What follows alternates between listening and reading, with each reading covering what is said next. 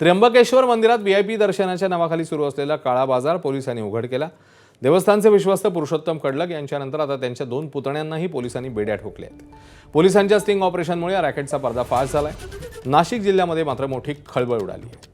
अभिषेक कडलक आणि ओम कडलक या दोघांना त्र्यंबकेश्वर पोलिसांनी काल रात्री अटक केली आहे। कडलकचे 2 पुतणे एजंटकडनं पैसे घ्यायचे आणि पुरुषोत्तमला फोन लावत भाविकांची व्हीआयपी दर्शन व्यवस्था करून द्यायचे असे आरोप करण्यात आले। पुरुषोत्तम कडलक या संशयिताला नाशिक जिल्हा न्यायालयाने 7 दिवसांची पोलीस कोठडी सुनावली। या कारवाईमुळे मंदिर परिसरातला भ्रष्टाचार उघड झालाय। मोठ्या आर्थिक गैरव्यवहारांची साखळी लवकरच स्पष्ट होईल अशी ही चिन्ह आहे। एबीपी माझा, उघडा डोळे बघा नीट।